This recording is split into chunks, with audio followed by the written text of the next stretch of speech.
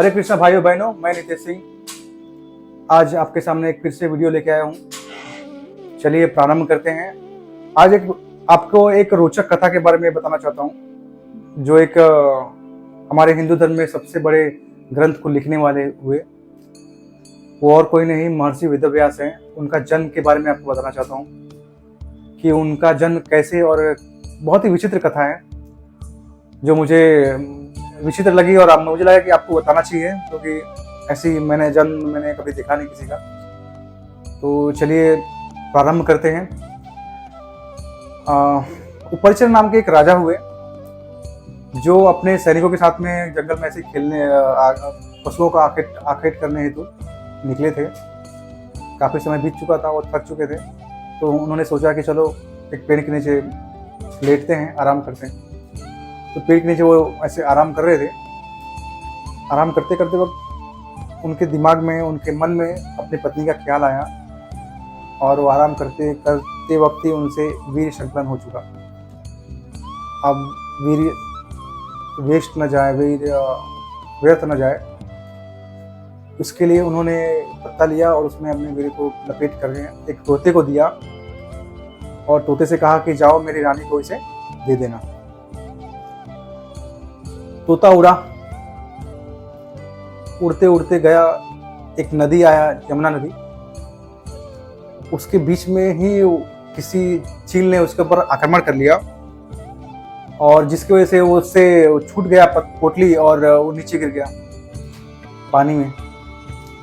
और उसमें एक मछली थी, उसने उसे निगल लिया, और वो मछली और कोई नहीं थी, एक अप्सरा ही थी। उसको एक ब्रह्मा जी ने एक श्राप दिया था कि भाई तू जब अपने पेट से मनुष्य के बच्चों को जन्म देगी, तभी तू इस श्राप से मुक्त हो पाएगी। तो कुछ महीनों बाद मछुआरों को वो मछली मिलती है, और उसके पेट फाड़ते हैं तो उसमें से 2 बच्चे पैदा होते हैं, मिलते हैं उसे, एक पुत्र और एक पुत्री। जो वहाँ का मुखिया था धीवर, वो राजा के पास लेके आता है, वहीं उपरिचर राजा के पास, और देता है दोनों बच्चों को। तो उपरिचर राजा ने पुत्र को अपने पास रख लिया, लेकिन जो पुत्री थी उसे दे दिया धीवर को। धीवर ने उसका नाम रखा सत्यवती। सत्यवती बहुत ही सुंदर थी, क्योंकि वो अप्सरा की लड़की थी, और लेकिन उसके शरीर से दुर्गंध आया करती थी। किसकी? मछलियों की। तो जब सब गांव वाले उसे मत्स्यगंधा भी बोलते थे कि मछली का सुगंध, मत्स्यगंधा। और धीवर ने उसे अपना जो व्यवसाय था उसके बारे में समझाया, तो उसको एक काम दिया भी धीवर ने कि भाई तुम्हारा काम रहेगा मछली से नाव में तो यात्रियों को इस ओर से उस तरफ लेके जाना। तो वो सत्यवती अपने काम में लग चुकी थी, और वो काम उसका दिनचर्या हो गया था काम करने का। फिर उसके नाव में एक दिन पराशर नाम के जो ऋषि हैं वो आके बैठते हैं, और पराशर ऋषि जब सत्यवती को देखते हैं तो मोहित हो जाते हैं, क्योंकि बहुत सुंदर थी वो, अत्यधिक सुंदर। और पराशर ऋषि उसे बोलते हैं कि भाई मैं तुमसे संभोग करना चाहता हूँ, और तुमसे एक पुत्र की अभिलाषा चाहता हूँ। तो सत्यवती बोलती है कि आप मुझसे संभोग करेंगे तो मेरा कमर व्यवस्था खत्म हो जाएगा, मुझसे कोई शादी नहीं करेगा। तो पराशर ऋषि बोलते हैं कि ठीक है, संभोग करने के तुरंत पश्चात तुमसे एक बच्चा उत्पन्न होगा, और तुम्हें एक वरदान देता हूँ कि जो तुम्हारे शरीर से जो दुर्गंध आ रही है वो खत्म हो जाएगी, और एक सुगंध आनी शुरू हो जाएगी। फिर सत्यवती बोलती है कि ठीक है, लेकिन यहाँ पे खुले में हम कैसे कर सकते हैं? तो पराशर ऋषि बोलते हैं ठीक है, उसकी चिंता मत करो, मैं इसके चारों ओर धुंध क्रिएट कर दूंगा ताकि कोई तुम्हें देख ना पाए। तो पराशर ऋषि ऐसे ही करते हैं, और फिर उनके बीच में संभोग होता है, और उससे एक लड़का उत्पन्न होता है। और वो लड़के को लेकर के जो पराशर ऋषि थे अपने आश्रम जाते हैं, और उसका नाम रखते हैं वेदव्यास। तो ये थी पूरी कहानी वेदव्यास की। अब भीष्म के साथ में, वेदव्यास के साथ में क्या रिलेशन है, अभी आप कुछ समझ चुके होंगे।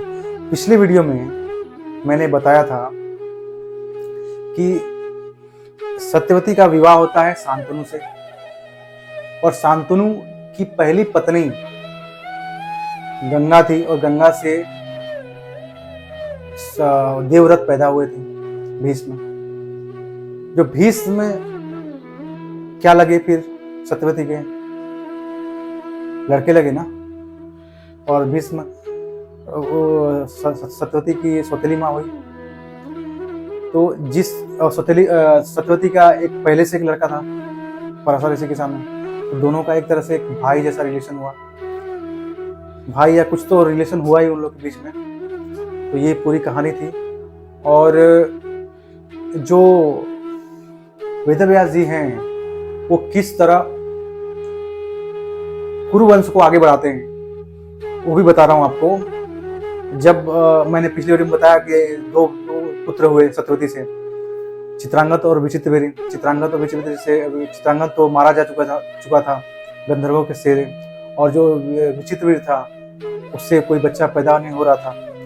तो अंत में जाके उसने अपने पुत्र सत्यवती ने अपने पुत्र को बुलाया और बालिका से उनका संस्कार करवाया, और जिससे धृतराष्ट्र और पांडु पैदा हुए। तो आप देख सकते हैं कि मेन जो सोर्स हैं पूरे महाभारत के वो यही हुए अपने वेदव्यास जी।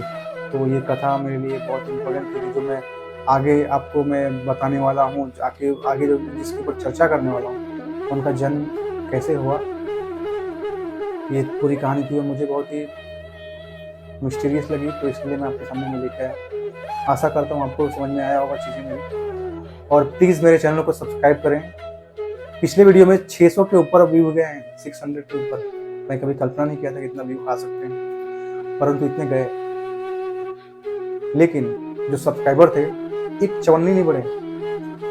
आप सोच रहे होंगे 218 हो गए, बता रहा हूँ 218 में से 18 जो 8 जो थे ना वो मैंने अपने पड़ोसियों से करवाए कि भाई एक वीडियो डाला हूँ तो इतना तो बढ़ जाए।